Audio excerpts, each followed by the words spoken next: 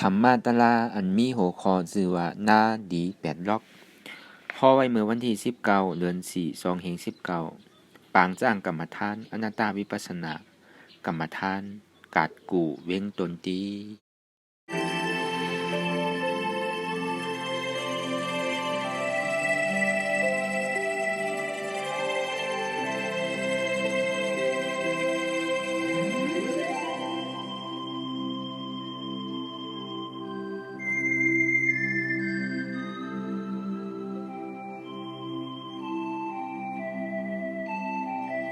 ก่อนที่นางปฏิวัติปูกรรมในขาวเขาอ่อนหันไวสาเหตนา3เจ้าก่อนผู้ทางปีผู้ทาเจ้านั้นผู้เจมีเข้าคาไว้คาอ๋อธรรมังปีธรรมนาตาเจ้านั้นผู้เจมีเข้าคาไว้คาอ๋อสังฆังปิยาดิยาแปดเจ้านั้นผู้เจมีเข้าคาไว้คาอ๋อต่อสืบกันในห้ากินไรดูคันธาเปิงตีพระราตราสังขาก่อนพุทธังกาติคันธาอาเปิงปีแงบในอยู่ต้านเจ้าออกธรรมังกาติคันธาอาเปิงปีแงบในอยู่ต้านเจ้าออกสังฆังกาติคันธาอาเปิงปีแงมในอยู่ต้านเจ้าออกต่อสืบกันในเฮาที่ไรกันก็อาริยะเจ้าเขากูเจ้าก่อนในนบลงที่ปื้นเนี่ยก็ว่าซ้อมอาริยะเจ้ากูเจ้าคาในยามมือไหลก็ดีอันท้าวหูเสแลร่างการหลง3เปิงไรวนพิษไรลาพิษไรเฮ็ดพิษมาเจอนั้นแค้นต่อปวดปล่อยวางขว้างปันข้าวเขาอย่าให้เป็นอันตรายหลงอันเฮตามาปุนิปานนั้นสักกัมติคานอสาธุสาธุสาธุในวันเมื่อในเป็นเดือนฮาร์โมนเนี่ยแหละเขาดีอ่อนกันนังกะลาบอกหนึ่งหนาดีค่อยเรียกว่าเขาดีสนทนาธรรมกันบอกค่อยหนาดีสังว่าก็เลยใครนางก็นางสืบกว่าความจ้องกว่าความเป็นสังก็ยาวในก็เขาสนทนาธรรมยาวในก็เขาดีได้ไตเต้นเนาะไตเต้นหาปาก28ไอ้มีเต้นอย่างก็ไตก็ไรอยู่รายการนางอนัตตาวิปัสสนาภาวนาหาหันยอดทำอนัตตาในออนตั้งสุดในก็คือเขานางขายกุดขาขวาทับต่างขาซ้ายก็ไรอ่ำนั้นขาซ้ายทับต่างขาขวาก็ไรต่างคือมันสูง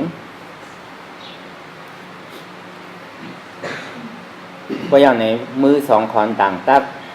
ไว้ตัวซื่อๆอย่าไปเข่งหนักอย่าไปหย่อนย่านหนักสั่งว่าเฮาเคียงก้นตีหนาเนี่ยมันสิเฮ็ดให้เฮากันสั่นมื้อนั้นเอาสติน้ำนากว่าหมักล่อโวกินจอมกวนโวนั่นน่ะก็ในบ่หย่อนย่านก้นตีหนาเนี่ยมันช่ำสิเฮ็ดให้เฮาเป็นที่น่าเมตตาใครรับเงาเฮานอนมื้อนั้นโวนั่นน่ะอันเฮาว่ามาสิมาปฏิปทานั่นอำเคียงป้นอำหย่อนย่านป้นกับกายโดยการไว้วางตัวกับกายโดยการไว้วางใส่เฮามื้อนั้นก้นหอล่อโวมือขวานึงยับเจิก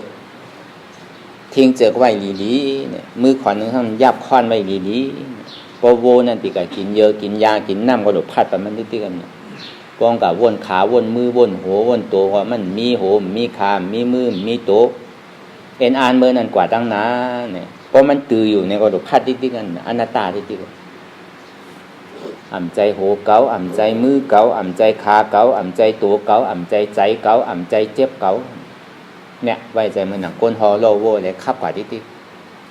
ๆก็ยาวไหนคือเฮารับหูเนอเปิดหูยานปิญญา ถอมจะคือเข้าใจลี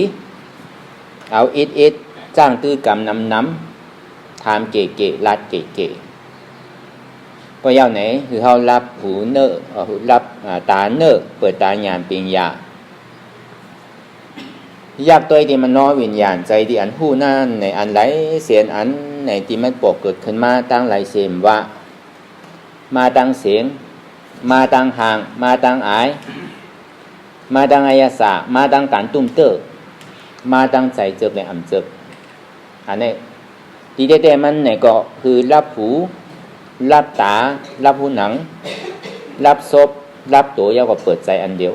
ก็บอกว่าเงาหักมันอันหู้จักหลีเลยให้ในมิติใจเงาหักมันอันนี้เขาตีเลยเอาหมักตาสมาธิที่หันนั้นจือใจหมั่นแมนหมักตาสมาสังกปะว่นนั้นจือใจหมั่นแมนหันอันเต้ว่นอันเต้ไลอันเต้เป็นอันเต้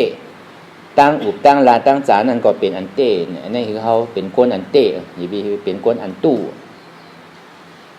อย่าไปคือเป็นก้นอันปลอมให้เป็นอันเต้อันเต้อันห้องว่าปรมาทนั่นในหันขึ้นในตัวใจเจ้าเก่าอันห้องว่ารูปวิญญาณเวทนาสุญญตาเป็นอนัตตาตัวใจเจ็บเป่าไว้เป็นอนัตตาบางปอกมีตัวมีใจมีเจ็บเนี่ยก็จังมีอยู่เพราะเขาจ้างตื้อกรรมกว่าน้ำในห้องว่าสุญญตาอันนั้นก็เป็นอนัตตานั่นก็พวกมืออันนำทุกข้ามไปสุดปักสุดเปิงเจ็บนั่นนำไปสุดปักสุดเปิงต่อถึงพอจุนอัตตาทั้งนอกไหลอันที่มันนิจจากเขาอยู่กับกายโดยการตั้งหอตั้งเฮือนเขาอันนั้นคือเขาวางพาไว้กำหนึ่งก่อนอย่าไปเอามาใจตื้อกำอย่าไปเอามาวนคือเป็นนิจจากเขาก็เบอร์เขาเอ็นอ่านมามันก็จำดีเย่าในข่าวตั้งวัน2 วันเนี่ยก็มันดีเย่าเขาตีได้คัดใจกูเจ้ากูป้ากูก็กูก้นเนี่ยมองกองเนี่ยมันพ่งปิวก็เขาก็มันเยื่นไรก็เป็นไรอันนั้นก็บอกว่าขันธาซี่โคต่อไปตินของเขานั่นเนี่ยเขาหลู่ปันพระราตราสังขารเย้าเขาดีกับโกสังเขาหลู่ปันหมดเอารู้ตัวเขากับว่นกำหนำได้ก็ใจอันมันพ่งปิวที่ห้องว่าอัตตาทั้งนอกนั่นกับไก่เลยก้นก็ในก้นก็นามันดีมาหมดจอกนี้ว่าเขามีปีมีน้องเขามีปอมีแม่เขามีผัวมีเมเขามีลูกมีหลานเขามีวานมีเมืองเขามีหอมีเฮือนอย่างเดียวเขาเข้ามาที่ไหนอยู่เฮือนลำเหลียวกันเยื่องจูถึงน้ำมหาสมุทรตลาจอกนี้ว่าเขาเฮ็ดอากุศลกรรมพี่ตั้งหมดตั้งเสียงตั้งหลังปนมานั่นไหนอย่าไปเอามาวนเป็นรองตุกข้าเฮ็ดสังมากกว่าเย่าหยามันเย่ารู้มันเอาขึ้นไรเอาพอเข้ากับตุ้มเตอร์อันนั้นเรียกกรรมหาป้าเต้เนี่ยก็เข้าดีไรอยู่ตะลา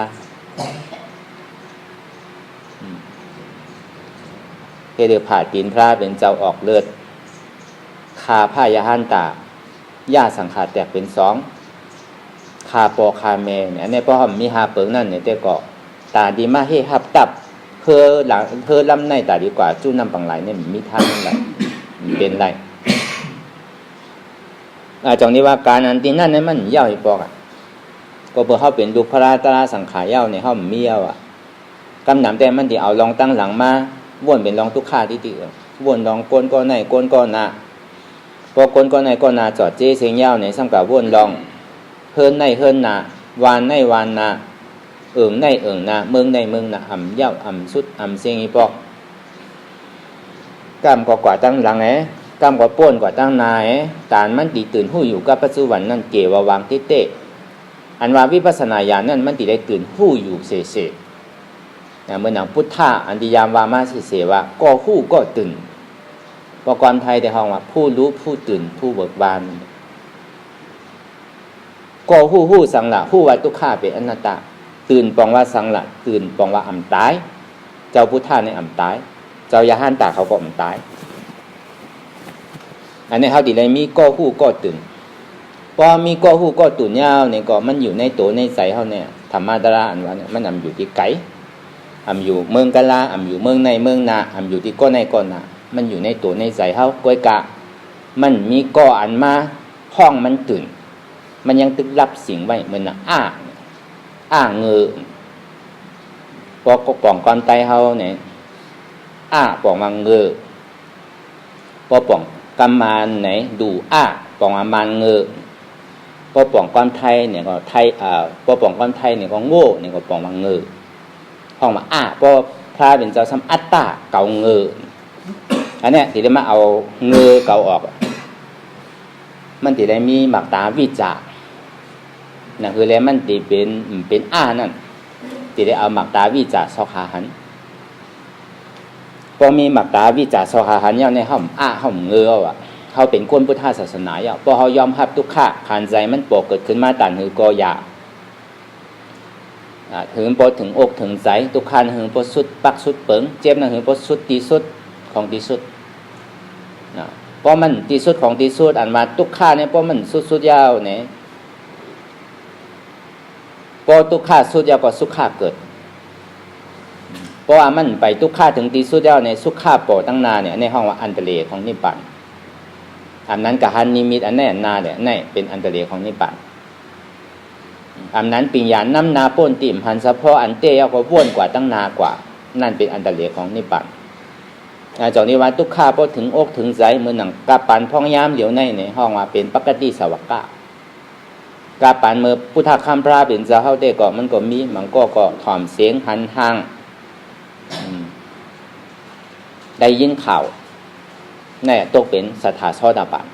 อันนั้นเอาศรัทธายุ่มย้ำก็เพื่อว่าเป็นเจ้าบารมีเสียงๆเลยเมื่อหนังอันจอมพระเป็นเจ้าเฮาเหมือนหนังมหาสวากาอัครสวากาเขาเตะ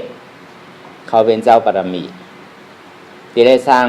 บารมีในข้าวตั้งหนึ่งอสังไขยไปเส้นกำพร้าเนี่ยพออะไรถ่อมยินข่าวพระเป็นเจ้าก็ตกเป็นโสดาบันกว่า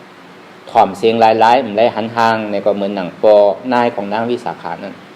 นี่ตกเป็นโสดาบันกว่าอันนั้นเป็นห้องว่าปุกโกสุขปฏิปตาปิญญาปุกโกอัมโดมันนังทุกขาขันใจเหมือนเฮาตันนี่เหมือนเฮาตะปุโรเลยเฮ็ดเหมือนพระเป็นเจ้าเฮามาเฮ็ดในข้าวตัง8วันเก่าวันก้วย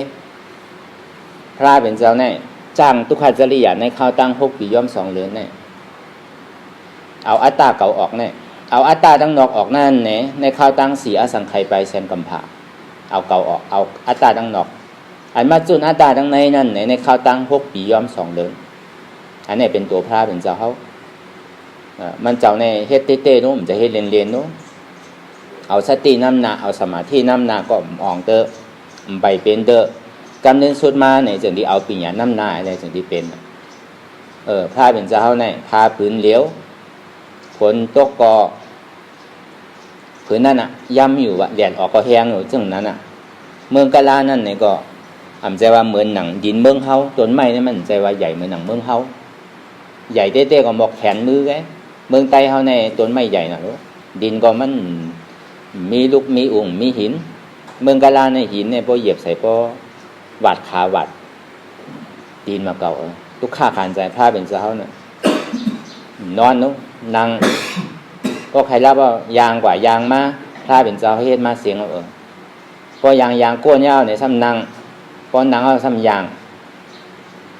พอดีเหยียดเนี่ยก็สแกงเนี่ยอันที่รับเต็มมีกำเดียวในข้าวตัง6ปีย่อม2เดือนเนี่ยกำเดือนสุดมาเขาก็ย่ำกินโน้เขาติเลยหันเขาติเลยอ่านอยู่ในพื้นพระเป็นเจ้า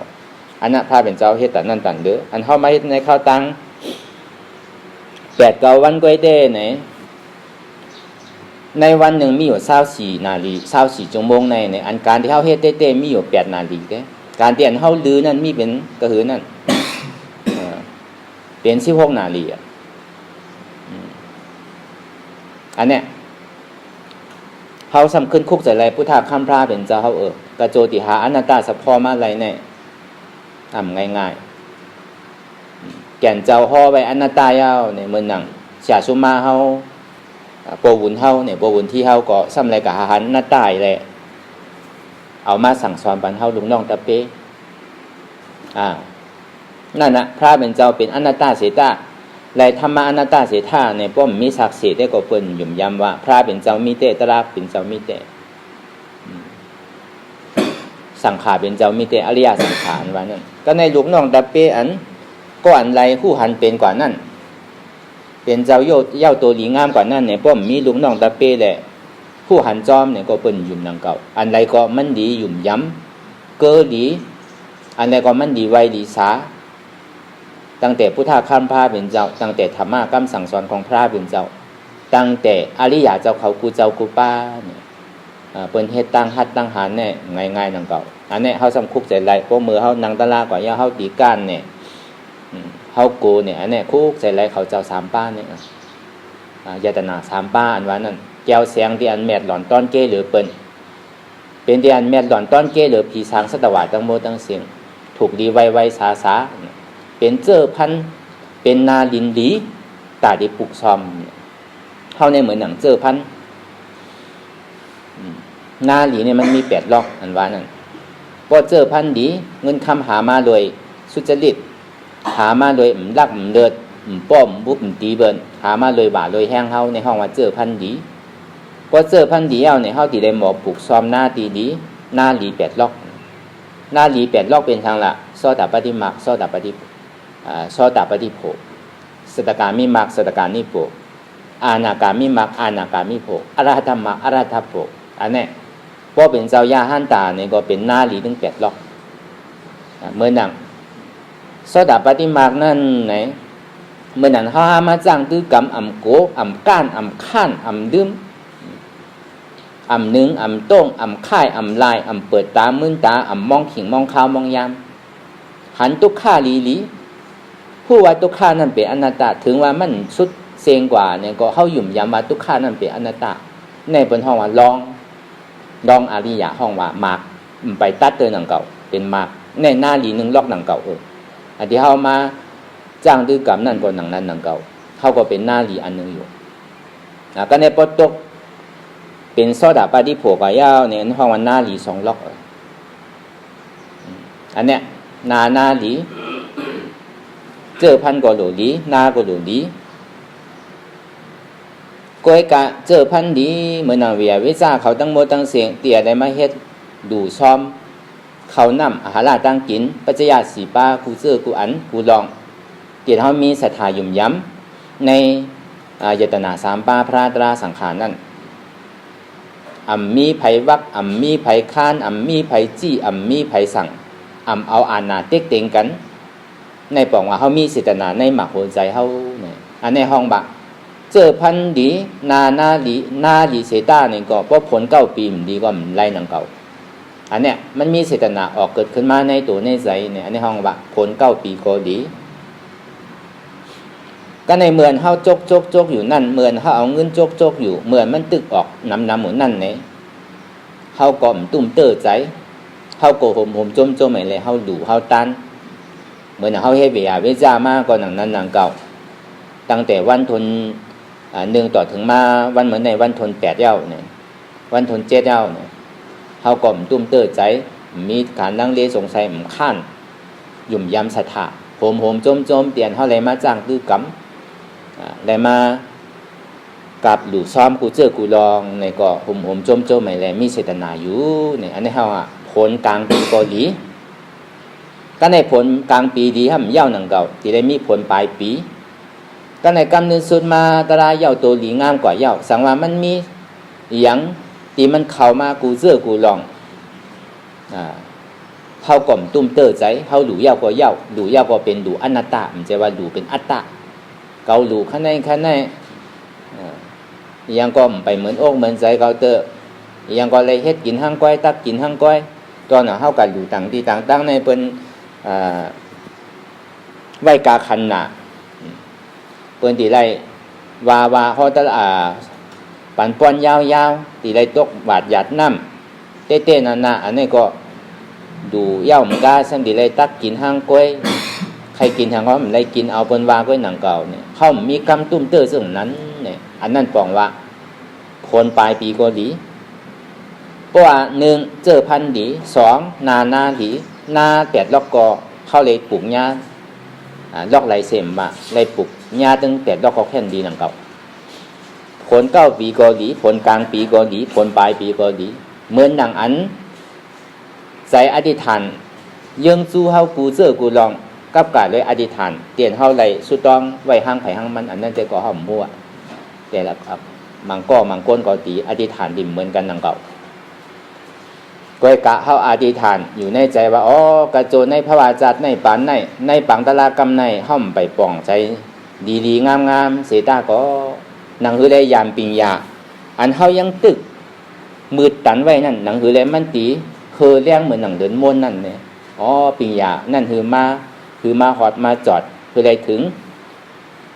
ผู้หาหันไล่เป็นนั่นมาสั่งมาสอนคือเฮาป้อเลยผู้หาหันไล่เป็นหนังเจ้าเขานั่นคือไล่ทบไล่ญาคือไล่ออกม่วนป้นดอดในขอกตายขอกเกิดเสียกรรมนี่ก็อันนี้ก็การยิงอ่านของเฮาเป็นห้องว่าดูอนัตตาตัวเจ้าเก่าก็เป็นอนัตตาดูก็ซ้ำดูญาติกนอนัตตาเนี่ยแต่ก็เหมือนหนังการเองอ่านของเฮาเนี่ยก็ตีเต็มทนอยู่มันกว่าทั้งไรหนังเก่านาสีนานั้นมันดึงกว่าทั้งไรนาสีนาเป็นถือไว้วันนา1 วันต่อถึง29 วันเดือนหน้า1 เดือนต่อถึง11 เดือนปีหน้า1 ปีต่อถึง7 ปีจาดหน้า1 จาดต่อถึง7 จาดในนาสีนาเนี่ยตึงดินไรมันสังว่าเฮาใครได้โลกีใครเอ็นอ่านเหมือนหนังชื่อก็ยาวยาเนี่ยการสุดต้องเอ็นอ่านเท่านั้นเนี่ยก็ตีเตรียมทนดีงามอยู่สังว่าพระเป็นเจ้าว่าสังว่าใครพาว่ายังใครเป็นก้นดีผีดีสังดีนั่นยังตึกมือดูอัตตาอยู่นั่นเกาดูก็ใครพรดีใครกู้สูดีใครเป็นก้นดีผีดียังตึกมืออยู่ยังใครพาว่าลูกพอหลูอนัตตาเนี่ยมันใครหลูยาวก็ยาวนั่นปองว่าแม่หล่อนตอนเกน่ะคนห้องว่าตาหน้าวิสุทธิเมื่อนังกับเมื่อกาปันพ่องยามพระเป็นเจ้าเฮาเต้เนี่ยก็เป็นสถานที่เป็นศรัทธาอริยะไปน้ำเอาศรัทธายุ่มย้ำเนื้อกำสั่งสอนพระเป็นเจ้าเลยสังเอาศรัทธายุ่มย้ำเนื้อจือเสียงพระเป็นเจ้าเลยสังเอาศรัทธายุ่มย้ำเนื้อยินเสียงข่าวนั่นเลยสังเอาศรัทธายุ่มย้ำเลยหันทางมันเจ้านั่นเลยสังตกเป็นศรัทธาโสดาปานกว่าเพราะตกเป็นศรัทธาโสดาปานกว่ายาวเนี่ยมันตัดวิจิกิจฉาการยุ่มพิษยากกว่าอัตตาตกขัดตั้งหลังอันนั้นเป็นปุกโกที่เป็นสุขปฏิปตาปิญญาปุกโกอัมโดมันนังตุขาคานใจเมื่อนังเฮาหนังไหนก็บ่เป็นมีบารมีเต็มทนกวยกะกาปันพองยามเดี๋ยวในห้องว่าเป็นปกติสาวกาในปกติสาวกานั่นไหนตีไรเป็นทุกขาปฏิปตาปิญญาปุกโกที่ได้ออกในทุกขาเนี่ยทุกขานี้มันโผล่เกิดขึ้นมานังหือทุกขาเกิดนังหือเจ็บเกิดทุกขานำตันหือดีดันนั่นต่อถึงพอจุนอัตตาตั้งนอกไหลต่อถึงพอจุนอัตตาเก่าไหลจุนตัวเก่าไหลจุนใจเก่าไหลจุนเจ็บเก่าไหลอันนี้มันจะดีกว่าฮอดจอดถึงดีนี่ป่านที่กัดเย็นไหลพอทุกขาสุดเสียงกว่ายาวเนี่ยก็สุขขาเกิดได้เดี๋ยวเนี่ยจงดีว่าอันที่เข้ามาเฮ็ดอยู่พองยามเดี๋ยวไหนเพชรเหตุหากเงาอจองสุขขาเหตุหากเงาอจองสุขขาเป็นสังละเป็นสุขขาเป็นอนัตตาต่อตึกใส่เหตุหางเงาอจ้องทุกขาหลงเป็นอัตตาเอาอนัตตาต่อตึกใส่อัตตาเพราะมันโผล่เกิดขึ้นมาตั้งนอกก็มันเป็นอัตตานอกพอมันมาดีเก่าก็เป็นอัตตาเก่าตัวเก่าหใจตัวเก่าอนัตตาพอกับวนลองตั้งนอกไหนก็อ่ำใจพิษเปิลเป็นพิษเก่าพอมาหันตัวเก่าเนี่ยก็อ่ำใจตัวเก่าเป็นอนัตตาพอมาหันใจเก่าเนี่ยก็อ่ำใจเก่าเป็นอนัตตาพอมาหันเจ็บเก่าเนี่ยก็อ่ำใจเจ็บเก่าเป็นอนัตตาอันนี้ที่ได้ต่อตึกอันนี้นำเป็นน้ำตันหือก็ดีแต่นั่นมันหายลายกว่าตั้งใดหนังเก่าเหมือนหนังหลอกไฟขึ้นต้องฟ้าหนังเก่าพอยามสุดกดลงทุกข้านั้นเหมือนหนังตาวันนั่นเขาเจนจ้าตัวหยีดีวนตัวหยีดีตื่นเจ้ามาในตาวันพดขึ้นลอยมาพอยาวกังวันเต็งไว้ห้อนไม่อยู่ป้อมไรอาบเหมือนหนังตีโต๊ะหิบบอกพอทุกข้าในห้องพอเยื่นได้อาบมันหึงหนาไว้กับพอสุขขาเนี่ยเปียวม้วนเป็น2 3 4 นาทีก็ยังตึกเปียวอยู่สั่งมันไว้หนาเนี่ยไว้กับพอทุกขามาใน1 นาทีก็มันคานใจหนาเพราะตามเป็นวันเพราะตามเป็นวงเพราะตามเป็นเดินเพราะตามเป็นปีนังเก่ามันเปิงกันแต่ไหนพระเป็นเจ้าสอนคืออยู่กับทุกขาอย่าปีโกทุกขาตีได้เฮ็ดก็มันเหมือนหนังน้ำเลยน้ำมันเข้ากันได้ว่ะอยู่กับสุขะเนี่ยอย่าไปกัดติดมันว่ะพอเขาติดมันก็ก่อยขี้ น้ำมันใสกวยกับพอใส่เกลือเขากว่าเนี่ยก็มันเจมหมดดีๆกันนะแต่เดี๋ยวเอาออกขึ้นมาเหมือนหนังน้ำเก่าเนี่ยมันง่ายๆเพราะเขากัดติดสุขานั่นพอเขายอมรับทุกข้านั้นเพราะเขามียานปีญาไพ่ผายน้ำมันขุนไว้เสต้าเนี่ยก็เพราะเขาหมอเจ็ดหมอลองมันในที่ได้กินอยู่เพราะเขามียานปีญาอันเนี้ยเขาเข้ามาตีในเติกกรรมฐานวันอนัตตาวิปัสสนากรรมฐานวันปงเรากัดกูเจ้าตะลงเมืองตอนกี้เนี่ยอย่าไปคือเขาสั่งขึ้นเก็บมากินปอกขึ้นเขามาญาลอยวีปงล่าญาลอยแก้วลอยแสงแล้วที่เกศสุดมันก็คือเอาเงินเอาคำเอาแสงปอกขึ้นเพราะอะไรแสงแต่หาตีวามันมีนะอย่าไปเอาขึ้นหมักหินรับภาพปอกขึ้นอันเนี้ยเตียนเท่าหันตุกข้าน้ำเนี่ยอย่าไปโก้ตัวเขาก็ติ๊กน้ำดันคือก็ลีดันนั่น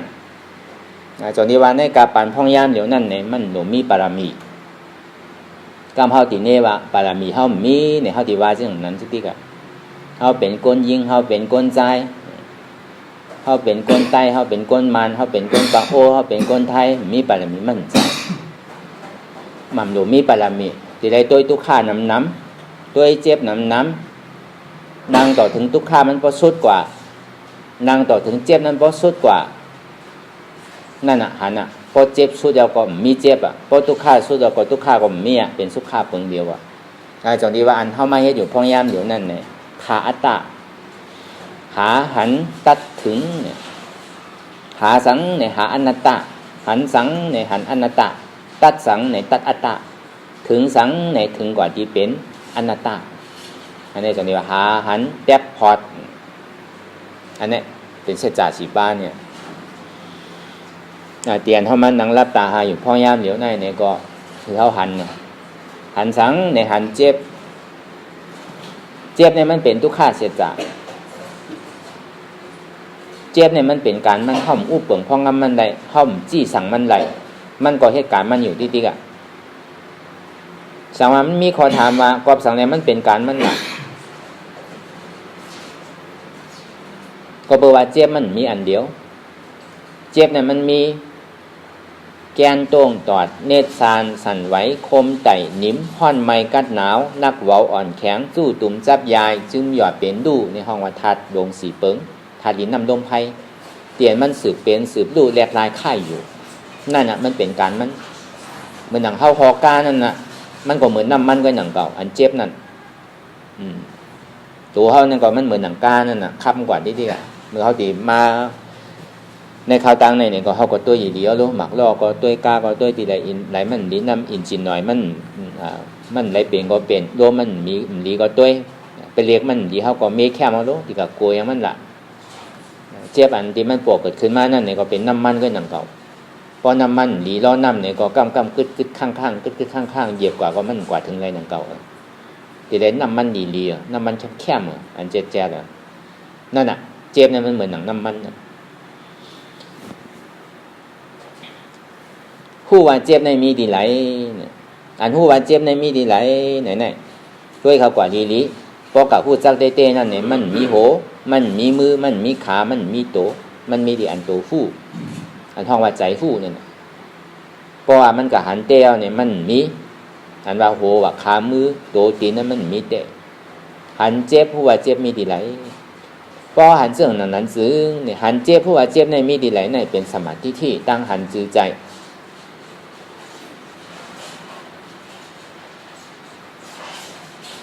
ก็ในหันอยู่หลอกหลาย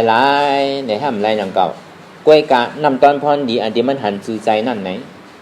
มันตีให้เขามีตังเยินอดกันไรเขาติ่มโกก็บอกว่ามันมีโตมีใจเลยเขากลมโกนั่นอันเขาโกนั่นเขาหยุ่มว่ามันมีโหมีขามีมือมีโตมีตีนมีใจ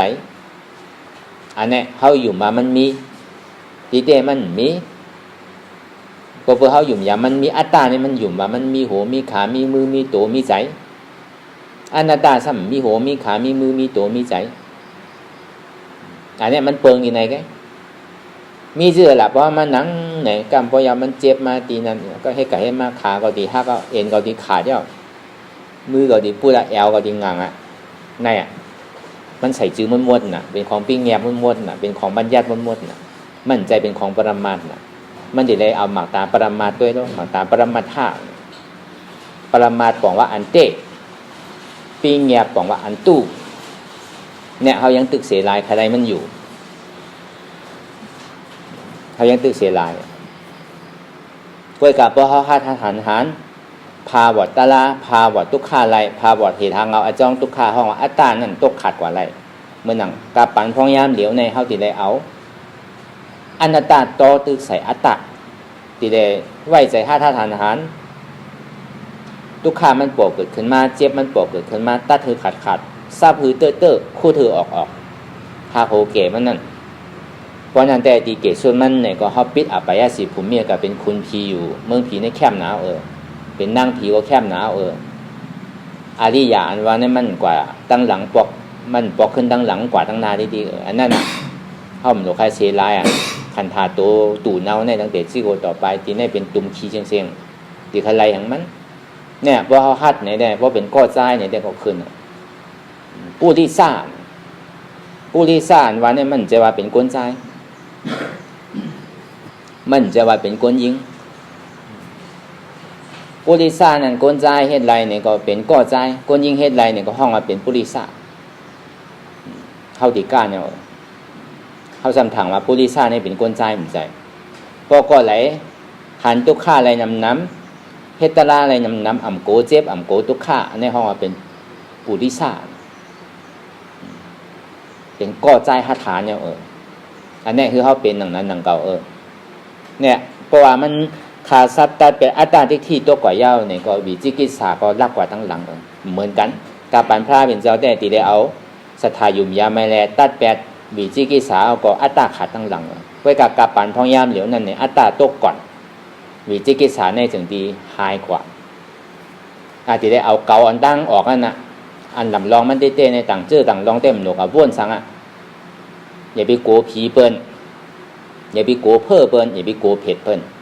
คือขึ้นตัวโกเผ็ดเจ้าเก่าเพ้อเจ้าเก่าอันดีโกหนาเนี่ยเพ้อเจ้าเก่าเผ็ดเจ้าเก่านั่นเก่าซ้ำโกเก่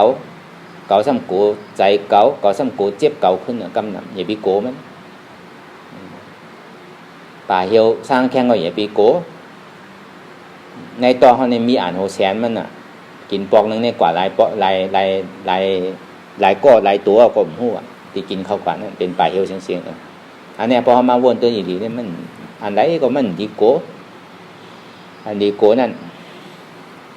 ดีโกอัตตาเลยเปิ้นที่ได้เอาอัตตาไกวไปละอันเท่าโกนั่นเขาที่ได้เอาไกวมันแปดแต่ที่เอาไกวมันแปดเนี่ยเดี๋ยวเสียอนัตตาเนี่ยมันมีอันใดแทงเนี่ยเขาอย่าไปลงอย่าไปลืมอนัตตาเนี่ยมันมีกาขันเต้ๆอยู่เป็นตัวพระเป็นเจ้าก็ว่าเป็นธรรมกรรมสั่งสอนที่พระเป็นเจ้าก็สอกมาหาก็ว่าอริยะเจ้าเขากูเจ้าซ้ำเล็กเอาอันตราอนัตตาเนี่ยมาจ้างตื้อกรรมก็ว่าพระก็เป็นอนัตตาธรรมะตราก็เป็นอนัตตาอริยะเจ้าเขากูเจ้าก็เป็นอนัตตาในห้องว่าหาปรมัตถ์หันปรมัตถ์ไลปรมัตถ์เป็นปรมัตถ์หาอนัตตาหันอนัตตาไลอนัตตาเป็นอนัตตาก็เนี่ยบอกขึ้นมาตีเก่าเพราะว่ามันหันเจ็บหัวเจ็บมีตีหลายยาวในสัมเดียย่อมหับทุกข้าขันใจเดียนมันปวดเกิดขึ้นสมามันมีข้อถามมากอบสังสัมเดียย่อมหับแบบทุกข้านั่นอันเฮาหักหนาหรือเปิ้นอันที่ว่าเฮาหักลูกหักเมหักปีหักน้องหักปอหักเมนั่นเฮาแหลนไปเพราะว่ามันมาหันเก่าเอาเนี่ยลืมแปดหมดใครไรไผใครมันหายไวๆแกมือเดียวให้หันพอหันตัวเก่าแล้วเนี่ยจองที่ว่าเพราะมันหันตัวเก่าแล้วเก่าเตือนนั่นในใจมันปิวมันพ่งเนี่ยก้ำกว่าตั้งนายก้ำป้วนกว่าตั้งหลังไงมี2 อัน 2 เปิงเนี่ยจองที่ว่าคือมันนั่งหาตัวถ้าเป็นเจ้าจองที่ว่าหาหันหายก็คือมันหันเพราะหายย่อมหันป่องว่าเฮาบอดนั่นน่ะอันนี้คือเฮาบอกย่อมหับทุกข้าอันที่เฮาหักหน้าเรือเปิ้นนั่นในอันว่าตัวเฮาใจเฮานั่นในก็อำเกือดีไรอำปึ้งอีไรก็สังในมันเกือดีไรอำปึ้งอีไรล่ะมันสืบเป็นสืบรู้แหลกลายค่ายอยู่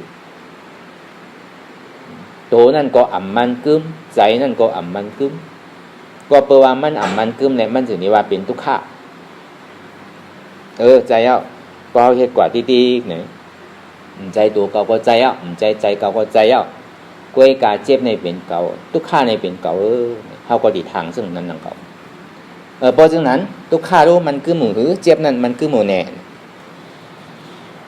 ทุกข้าเลยเจ็บนั่นก็มันกึมหนังเก่าแห้งแล้วมันกึมน่ะทุกข้าเลยเจ็บนั่นมันเป็นผลอาโจไว้หนังเก่าอาจ้องมันกึมเหตุหักเงามันกึมก็ผลอาโจนั่นก็มันกึมหนังเก่าบอกว่ามันกึมมันน่ะทุกข้าเจ็บนั่นมันกึมมันน่ะเพราะมันกึมอะไรตีได้เฮ็ดเถื่อล่ะตีได้ว่างตีได้ว่างดีหมักหัวใจว่างดีใจหูว่างกลางอย่าไปจอมลงกว่าตั้งใจอย่าไปคืนไว้ตั้งเหนืออยู่กลางอะไรว่างกว่าวนยาวข้าวยามหึงเจ็บมันปวดเกิดขึ้นมานั่งเฮือทุกข้าเกิดเพราะหันเจ็บเอาเจ็บมันจืดขึ้นมาเนี่ยก็อ่ำใจเก่าอนัตตะปวดเกิดขึ้นมาดีใจอันสุขซากใจอยู่หยาบนั่นก็ในก่อมใจเก่าอนัตตะเนี่ยพอมันหันมาจืดเนี่ยก็ในก่อมใจเก่าอนัตตะเนี่ยเขาตีได้หันดีๆแล้วก็วนถึงมันยาวๆนั่นมันจะดีหมันแม่นเนี่ยมันจะว่าวางตุกข้าเอาเนี่ยมันเจ็บมากก็คือว่างว่าในซ้ำเอาว่างขาได้เหมือนแม่นนั่นเก่ามันใจว่างไหนข่ายใหญ่นั่นมันใจว่างอันว่างนี่มันดีเลยว่างดีใจเนี่ยหนังเขาหอการนั่นน่ะกำกลุ่มการเต้นเวียนอยู่กลมใช่กลมกว่าแต่ดีว่ามันก่อมถึงแล้วนะมันดีเลยตัวกว่าตั้งนานที่รู้มือขอนหนึ่งก็ทิ้งพวงมาลัยมันเนี่ยมือขอนขาขอนหนึ่งก็เหยียบน้ำมันมันเนี่ยเหยียบไปเล็กมันเนี่ยรู้อันเนี้ยมันดีเลยทิ้งอะไรนั่นน่ะยอมรับทุกข้าขันใจย่อก็ว่างคือเป็นอนัตตาก็ในปกติคือมันปล่องใจง่ายๆคือเข้าใจดีหรือหันอยู่ผู้อยู่ยอมรับว่างคือเป็นอนัตตาหันสังหันเจ็บผู้สังผู้จักเจ็บยอมรับสังยอมรับเจ็บว่างสังว่างเจ็บนั่นเป็นอนัตตาหันสังหันทุกข้าผู้สังผู้ทุกข้ายอมรับสังยอมรับทุกข้าว่างสังว่างว่าทุกข้านั่นเป็นอนัตตาดูวิญญาณเวทนาสุญญตาเป็นอนัตตาโตใจเจ็บอุเบกขาเป็นอนัตตาอันนี้มันโผล่เกิดขึ้นมาตั้งหลายเสียมบ้าเนี่ยก็ทำมีในหือเฮาหันทำใจในหือเฮาคู่โตใจเจ็บเป็นทุกข้ามีอยู่เต้ๆในหือเฮาหันโตใจเจ็บเป็นทุกข้ามีอยู่คือเฮาคู่สังคู่ว่าทุกข้านั้นอ่ำวาไรอ่ำอุบเปิงพองงำมันไรเป็นอนัตตาสะพองอันเนี้ยคือเฮาวนยาวข้าวยามหึงอย่าไปว่าไพ่น่ะอย่าไปว่าเทิงน่ะเตียนเฮาหันเตียนเฮาวนเตียนเฮาวนนั่นเดี๋ยวหันนั่นคือมันเพ่งเป็นกันกว่าเนี่ยวนต่อถึงเจี๊ยบปอสุดเสียงเกียงหายกว่าวนต่อถึงทุกข้านั่นปอสุดเสียงเกียงหายกว่าตัดต่อถึงอาสวะนั่นปอสุดเสียงเกียงหายกว่าเนี่ยก็อ่ำหลงอ่ำลืมอันใดที่มันปกเกิดขึ้นมาตีโตก็ดีตีใจก็ดีตีเจ็บก็ดีอ่ำมีโตอ่ำมีใจอ่ำมีเจ็บอ่ำใจโตเก่าอ่ำใจเก่าอ่ำใจเจ็บเก่าเป็นอนัตตาเฉพาะในอันเนี้ยอย่าปีลงอย่าปีลืมอันใดที่มันปกเกิดขึ้นมานั่นเนี่ยก็คือเอาคู่อาหารตันมันเซ็งมันเป็นอัตตาเซ็งอัตตานอกอัตตาในเนี่ยคือเขาปองคำเดียวว่าอันมันพงผิวมันเป็นอัตตานอกอันมันหันตัวเก่าเป็นอัตตาเก่าอันมันหันใจเก่าเป็นอัตตาใจเก่าอันมันหันเจ็บเก่าเป็นอัตตาเจ็บเก่าอ่ำใจพิษเปิ่นอ่ำใจตัวเก่าอ่ำใจเก่าอ่ำใจเจ็บเก่าเป็นอนัตตาเฉพาะเนี่ยอันเนี้ยอย่าไปลงอย่าไปลืมอะไรสืบม้วนอนัตตาวิปัสสนากว่าตั้งนั้นเนี่ย